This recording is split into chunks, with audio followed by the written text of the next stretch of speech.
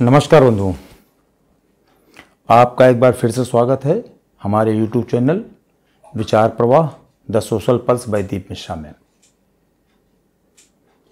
अपने चैनल की इस सीरीज में हम कांग्रेस के उन कुकर्मों के बारे में चर्चा कर रहे हैं जिन्होंने इस देश के इतिहास और भूगोल सबके साथ खिलवाड़ किया है। इतिहास को तो इतना बदलने की कोशिश की है कि जब लोगों के सामने धीमे धीमे सच सामने आ रहा है तो लोगों को लग रहा है कि वास्तव में जो इतिहास कांग्रेस ने लिखवाया या बताया वो तो उन मुगलों से भी ज़्यादा गंदा था जो कि विदेशी थे और विदेश से आकर उन्होंने भारत पर आक्रमण किया था। और कांग्रेस तो यहाँ के लोगों द्वारा बाद में, पहले तो चूंकि अंग्रेज द्वारा बनाई हुई पार्टी थी, लेकिन बाद में जब कालांतर में यहाँ के जो लोकल लोग थे उन्होंने जब इसको एक्वायर किया धीमे धीमे, तो उन लोगों को यहाँ की संस्कृति, यहाँ का इतिहास, उन सब चीज़ों पर ध्यान देना चाहिए था। लेकिन उन लोगों ने जानबूझ के उन सब चीज़ों को दबाया, इतिहास को बदला। भूगोल तो खैर 1947 में बदल ही चुका था और भी बाद में प्रयास हुए भूगोल बदलने के, बदले भी गए, लेकिन इतिहास तो बिल्कुल ही उन्होंने उसके साथ बहुत खिलवाड़ किया। आज हम चर्चा करेंगे इस बात की कि जो कांग्रेस आज के समय में लोकतंत्र की दुहाई देती है कि लोकतंत्र की हत्या हो रही है, उस कांग्रेस में 1946 में लोकतंत्र पर सबसे बड़ा हमला किया गया। कांग्रेस के अंदर ही, अभी कांग्रेस के बाहर की बात नहीं हो रही है, क्योंकि 1947 में जब देश का विभाजन हुआ, कांग्रेस ने अंग्रेजों से सत्ता प्राप्त की, तो उस समय कांग्रेस के लीडर को ही देश का प्रधानमंत्री बनना था। और किस तरीके से नेहरू के प्रेम में गांधी ने और दूसरे नेताओं को दरकिनार किया और नेहरू को कांग्रेस का अध्यक्ष उस समय बनवा करके और कांग्रेस की द्वारा देश की सत्ता की बागडोर सौंपने का पूरा षड्यंत्र किया। जब सत्ता हस्तांतरण की प्रक्रिया शुरू हुई तो कांग्रेस को अंतरिम सरकार बनाने का मौका मिला, जिसके लिए कांग्रेस को अपना लीडर चुनना था, नेता मतलब अपना बनाना था। और यही नेता बाद में स्वतंत्र भारत का पहला प्रधानमंत्री बनना था। अब गांधी कितने चालाक थे, उन्होंने डायरेक्ट कोई नाम नहीं सुझाया पब्लिक के सामने या कांग्रेस के अंदर, लेकिन पर्दे के पीछे काम करने की उनकी ट्रिक जो थी बहुत बढ़िया थी। वो हमेशा ऐसे ही करते थे। उन्होंने रणनीति बनाई और जवाहरलाल नेहरू को धीमे धीमे प्रमोट किया। जो प्रांतीय समितियां थीं वहां से प्रस्ताव आए, उन प्रस्तावों में 15 में से 12 समितियों ने सरदार वल्लभ भाई पटेल के नाम का प्रस्ताव भेजा और बाकी जो 3 थी उनमें से भी किसी ने भी नेहरू के नाम का प्रस्ताव नहीं भेजा। बाकी और नेताओं का नाम भेजा गया, मतलब किसी भी प्रांतीय समिति ने नेहरू का नाम नहीं सुझाया।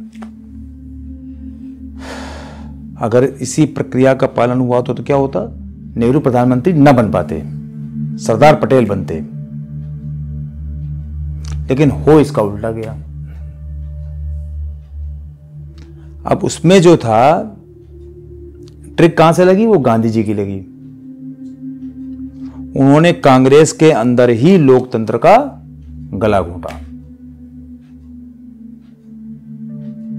उन्होंने क्या किया कि कृपलानी जी के माध्यम से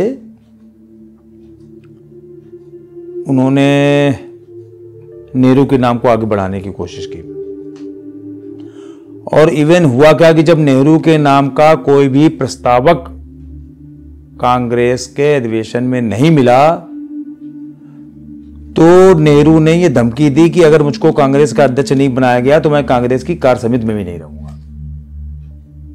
मतलब एक तरह से ब्लैकमेलिंग।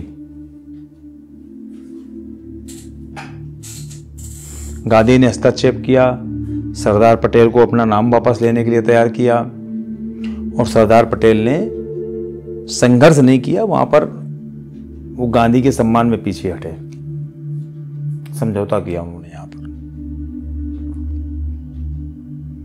बाकी आगे का इतिहास तो आप जानते ही हैं। तो ये पद जो प्रधानमंत्री का था ये नेहरू को जनमत से नहीं मिला, ये केवल गांधी की जिद से मिला और नेहरू की ब्लैकमेलिंग से मिला उनको। कांग्रेस में जो लोकतंत्र का सम्मान होना चाहिए था वो नहीं हुआ। लोकतंत्र की पहली सीढ़ी पर ही कांग्रेस ने लोकतंत्र का गला घोंटा।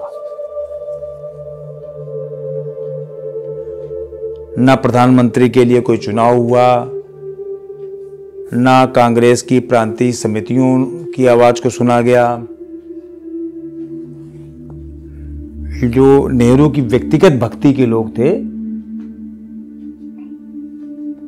उन लोगों ने नेहरू को आगे बढ़ा के किसी तरीके से प्रधानमंत्री बनवाया।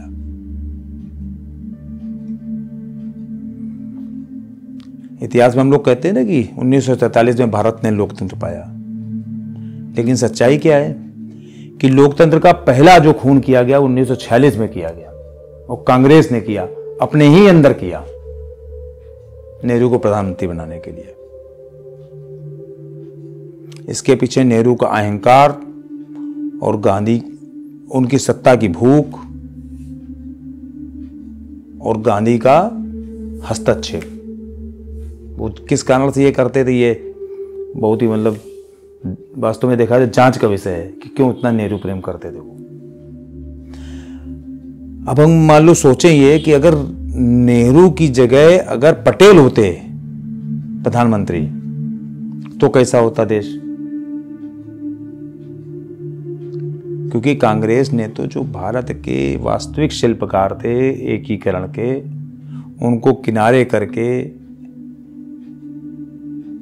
एक देश को एक सही नेतृत्व से वंचित किया था। भाई आप भी सोचो कि क्या नेहरू को जब किसी भी तरीके का समर्थन नहीं था तो भी प्रधानमंत्री बनना चाहिए था, जबकि पटेल के पक्ष में 12 प्रांतीय समितियों ने अपना प्रस्ताव भेजा था।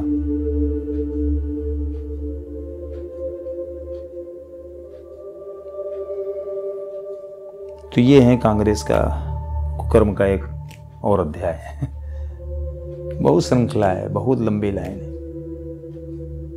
कहां तक हम कहेंगे, कहां तक आप सुनोगे, लेकिन हम कहेंगे तो है ही है, वो आपको सुनना ही पड़ेगा। क्योंकि हमें लगता है कि अगर इस इतिहास से हम सब वंचित रहे तो आप ये समझ लीजिए कि देश की आगामी जो पीढ़ी है वो हमें कभी माफ नहीं करेगी। हमें लगता है लोगों को इतिहास ये पता लगना चाहिए।